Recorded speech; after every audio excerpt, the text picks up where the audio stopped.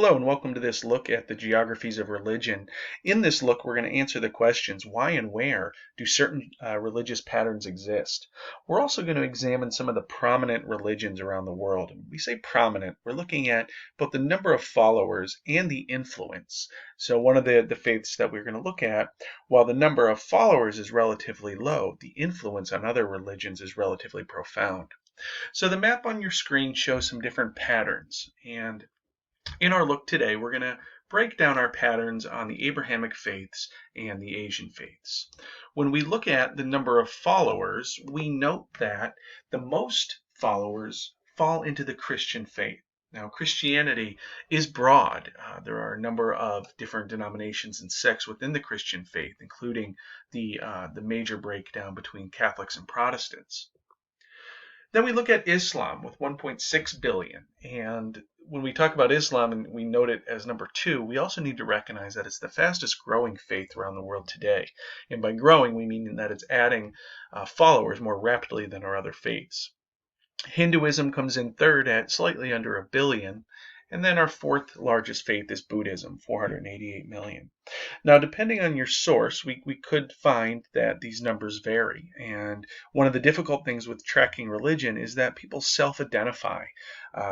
Like a lot of our other categories, it could be a little bit tricky about the exact number. But we're going to use these numbers, and these numbers are relatively conservative, so they're a pretty good floor for the number of people in each of these faiths. When we look at our pie chart, we see again that Christians make up the most, Muslims, unaffiliated Hindus, Buddhists, Sikhs, and you see Jews there at a very small percentage. But again, that's going to be the group that we come back to, that while the numbers are low, the impact on other religions is relatively profound. When we examine religion, we need to ask ourselves a few questions. Religion is one of the most powerful cultural aspects, driving forces in the world today. So why religion? Why are we so attached to religion? Why does it become part of who we are? Well, religion is a system of beliefs, whether it's personal beliefs or institutional beliefs, and also practices. And these beliefs and practices help us make sense of the world, help us make sense of the universe and our personal roles. Now, the foundations of religion, when we're trying to understand the beginning of the world, our sense of belonging, they predate a lot of the information we have today. A lot of the stories associated with religion aren't always grounded in facts, but we're looking at time as a perspective as well when we talk about religion. And again, when we look to make sense of the world around us and our role, we find that religion is a very binding force. It helps shape our identity. It helps shape our community. Again, how we interact with people around us, understand the world. That code of behavior is really an important part of religion. We probably recognize that within our own faiths, for those of us who practice, that there are certain rituals throughout the year that guide our behavior, whether it's a fast, whether it's a celebration, whether it is recognizing your faith relative to others or the differences in other faiths. That code of behavior, again, that's part of this religion attribute is a key part of who we are and who the other is. When we look at religion, we oftentimes create a simple split between universalizing and ethnic. Now, universalizing is a faith that looks to diffuse and grow its numbers. Ethnic is a religion that you're born into. You rarely see converts, so it's a faith that is part of your family lineage. Where universalizing, again, these missionaries, these workers are always looking to convert and grow their religious base. When we talk about a religion as far as mono or polytheistic, we're looking at one God versus a number of gods. Monotheism, mono meaning one, again means that the faith is based on one God, omnipresent, all-knowing, and polytheistic, which we find more in our Asian faiths, in our animistic faiths, recognizes a number of gods. Syncretic just looks at how different faiths come together to form a new faith, And if we dig deep enough historically, we'll notice that all of our faiths are in fact syncretic. But when we look at more modern syncretism, we see how Sikhism or Sikhs, their religion is made up of a combination of Christianity and Islam. So we see how we pull these different faiths in, um, these different aspects of faith in to create a new faith. So when we look at syncretic faiths, again, it's important to recognize where these foundations occur. An animistic looks at the world as a holy religious space, that the earth is not for sale, that we don't commodify it or modify it. An atheism or an atheist would be someone that doesn't believe in God. Um, Again, it doesn't mean that an individual doesn't have um, some sense of belonging in the world. It just means that their belonging, their identity, their community extends beyond their religious teachings. The first group that we're going to look at fall into a category called the Semitic or Abrahamic religions. And when we talk about Semitic, we're looking at a part of the world. We're looking at North Africa and the Middle East. Abrahamic looks at an individual based around the 19th century BCE, which is before current era, and this individual made a pact with God. And this person, Abraham, set the foundation for our key monotheistic faiths. Our key monotheistic faiths being Judaism, Christianity, and Islam. So as we go through, we're going to recognize these similar stories, these similar foundations for these faiths. We're going to recognize similar rituals throughout the year or that guide daily practice. The first faith is Judaism. And the Star of David is often associated as a symbol of this culture, a symbol of this faith. Judaism today has around 14 million people, 13.9 million. About 5 million people live in the United States. 5 million Jewish people live in the United States. About 5 million Jews live in Israel. And then the rest are spread out around the world.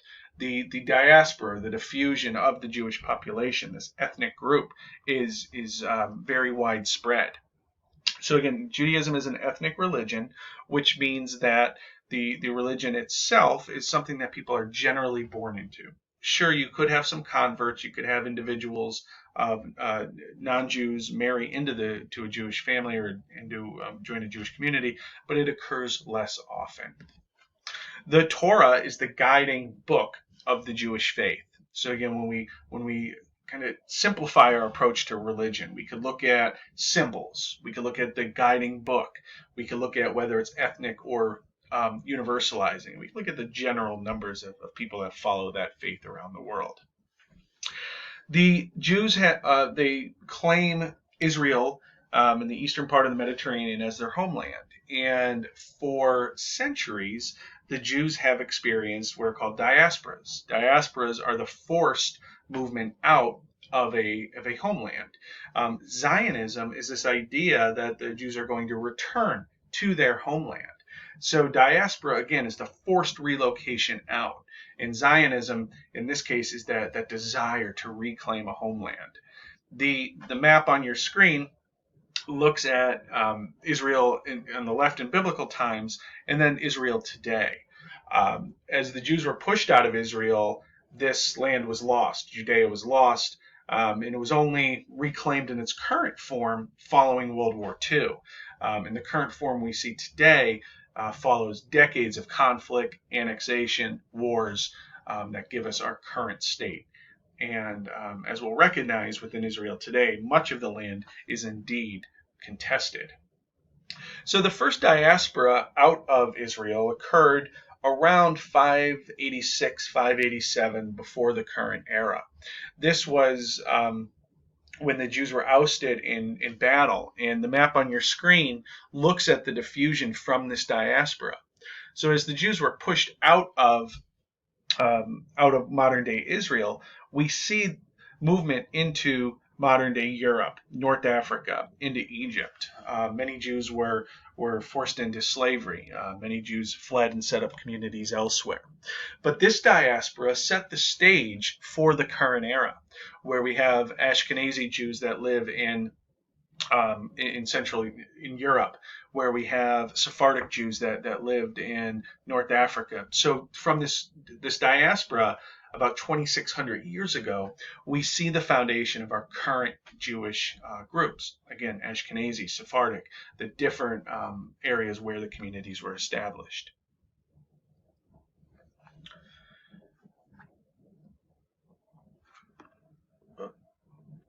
My apologies for that hiccup. The second Semitic religion or Abrahamic faith that we're going to look at is Christianity. And Christianity today has around 2.3 billion followers. And again, this is a relatively conservative number. The icon or the symbol of the Christian faith is Jesus Christ on the cross. Now, the imagery, the iconography might change a little bit depending on if you're Catholic or Protestant, but this is the primary symbol of the Christian faith. The New Testament is the book that guides Christian principles, that guides daily life and rituals. And Christianity is a universalizing faith. Now, Christianity is centuries newer than Judaism. But you could see here where the Jewish faith has fewer than 15 million followers today, Christianity has 2.3 billion. So the universalizing aspect of this faith has allowed it to grow rapidly. Now there's a few key reasons that this faith diffused as rapidly as it did. The first is the Roman Empire. And the Roman Empire made Christianity the official faith in the 4th century. So by connecting the empire and its laws and its extent with a faith, that faith diffused rapidly. It became part of Roman life.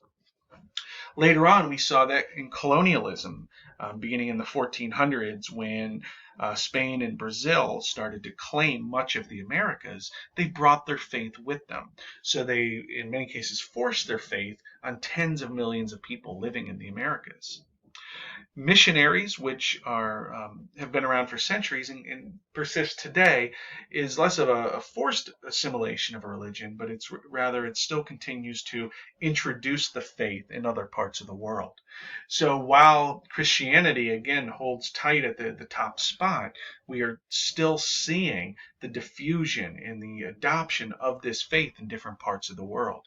When we look at the patterns that exist, again, we see that Christianity is widespread throughout the Americas and also throughout Europe, where we could see the historic connection between the Roman Empire and colonialism, where, again, missionaries today are working throughout parts of Africa and Asia. They are continuing to spread Christianity. The Christian faith is not becoming the dominant faith in these places. When we look at the affiliation or the denomination of Christianity around the world, we see that Catholicism still holds the number one spot. Protestantism, which is about 500 years old, is a little over a third of the world. And then Eastern Orthodoxy it comes in a little over 10%. The split between Catholicism and Eastern Orthodoxy goes back about 1,000 years in what's known as the Great Schism. This is where the faith split in two, in where we had historically Eastern Orthodoxy and Catholicism, and then again in the 1500s we saw the Protestant Reformation.